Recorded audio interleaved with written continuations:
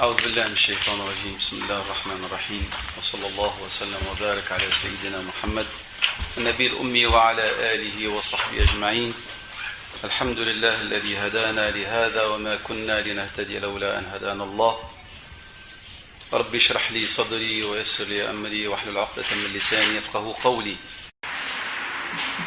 Le thème d'aujourd'hui est un des thèmes les plus difficiles et qui m'est pas personnellement le plus cher à mon cœur et j'y tiens pas tellement à en parler ni à m'immiscer, mais on m'a mis devant le fait accompli.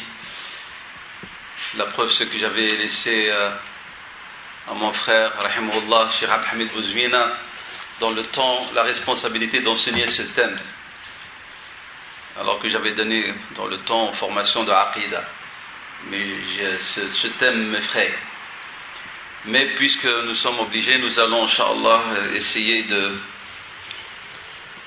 vous donner le peu de savoir que Dieu nous a délégué sur cette question. C'est une question complexe et facile à la fois. J'aimerais bien introduire par quelques notions de base. Premièrement, par rapport à la raison humaine. L'aql insani. La raison humaine est limitée comme l'est l'humain lui-même. L'homme est limité dans le temps et dans l'espace. Ses capacités sont limitées aussi. Et il se trouve en face d'une question essentielle, c'est la croyance en l'existence de Dieu subhanahu wa ta'ala. En l'occurrence, l'islam, il se fait valoir et se fait connaître comme étant la religion du monothéisme pur, par excellence. Et lorsqu'on parle de l'existence de Dieu et la foi en lui, cela implique nécessairement la foi en ses attributs, ses qualités, sifat.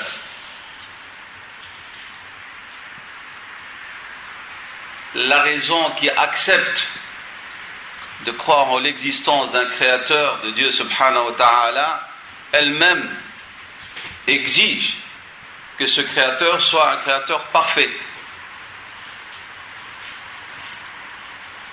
La raison n'acceptera pas de croire en un être qui lui est égal. Un être, au niveau de sa connaissance, il partage cette délimitation qui est celle de la raison humaine. Donc, c'est-à-dire, ce créateur doit nécessairement avoir une connaissance supérieure à celle de l'humain. Allah subhanahu wa ta'ala, nous, on le fait connaître comme étant l'absolu. C'est l'une des traductions du nom de Dieu, As-Samad. L'autre traduction, elle suppose qu'Allah subhanahu wa ta'ala, il est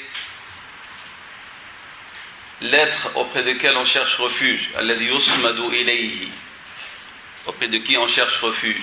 Mais aussi, il y a l'idée de l'infini, de l'absolu. L'infini avec un grand I.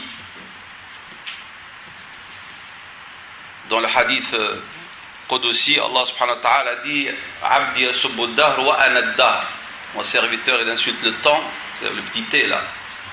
Et Allah, il dit, il est le temps, grand T, l'infini, dans les deux directions. Comme vous le savez, Allah subhanahu wa ta'ala a parmi ses attributs, sifat al-baqa ou sifat al-qidam. Al-qidam, c'est-à-dire, Allah, il n'a pas de début. Et il n'a pas de fin. Wal-awalu wal-akhir. Le premier, sans début, et le dernier, sans fin. On traduit ça par la pérennité, l'éternité. Ça, c'est le qidam. Et la pérennité, c'est le baqa. C'est ça l'infini dans les deux sens. Donc, ce créateur qui représente, qui est l'infini, l'absolu, subhanahu wa ta'ala, donc, il doit avoir aussi des qualités infinies qui accompagnent de toute existence le créateur. Sifatullah, sifatun azaliya, on dit. Qa'imatun bidatillah, ce sont des attributs éternels et qui accompagnent Dieu dans son existence, donc de toute éternité. avec une pérennité. Donc ça, c'est une règle. La deuxième règle, c'est que cet absolu, subhanahu wa ta'ala, a établi un système selon lequel fonctionne l'univers et dans lequel l'homme, il s'active, il s'articule. On appelle ça le monde de l'asbab. On peut expliquer ça d'une manière philosophique, on peut appeler ça la règle cause à effet. C'est une loi. Alors, devant cet absolu subhanahu wa ta'ala, qui a une science illimitée, qui est parfait, et qui a établi des règles de fonctionnement, et l'homme, il est une créature, dans quel cadre va se situer son articulation? C'est ça ce qu'on va appeler après, on va appeler ça la responsabilité de l'homme, et les autres vont l'appeler libre arbitre. Où est-ce qu'elle est cette liberté de l'homme? Nous allons essayer de parler de cela, Inch'Allah ta'ala. Un autre rappel, c'est concernant un autre attribut de Dieu, c'est celui de l'irada, la volonté. Une science illimitée, puisque Dieu subhanahu wa ta'ala est différent des contingents. Les contingents, c'est-à-dire les créatures qu'on appelle hawadith, les créatures nouvelles. Allah est différent de toute créature, c'est-à-dire qui est nouvelle, parce que les créatures ne sont pas anciennes, ne sont pas éternelles dans le passé, elles ont un début.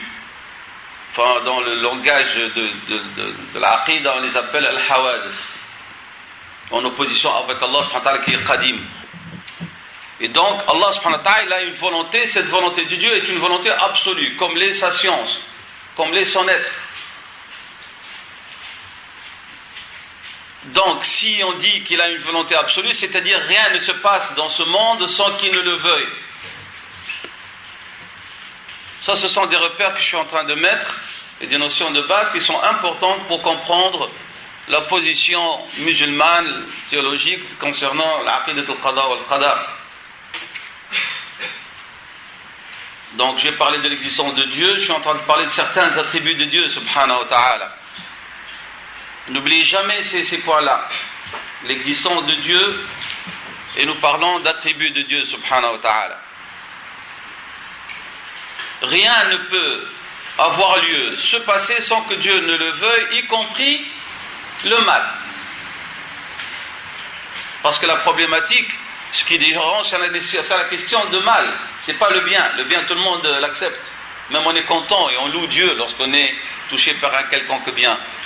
Mais le problème de qada al-qadar, il se pose et il dérange concernant ce qui affecte l'individu et qui lui déplaît.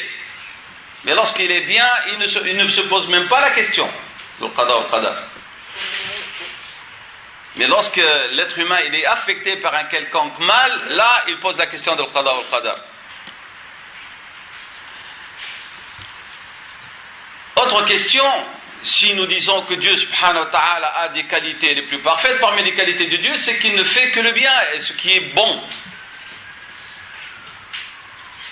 Comment alors le mal peut-il provenir de ce Créateur? C'est ce que posent ceux qui ne croient pas en Dieu aux croyants, en leur disant: si Dieu existe, pourquoi il y a tant de guerres? Pourquoi il y a des handicapés? Pourquoi il y a des pauvres? Pourquoi il y a des malheurs? On parlera de ça, Inch'Allah. On reviendra dans la deuxième partie lorsqu'on parlera de ces choses d'une manière concrète. On y reviendra.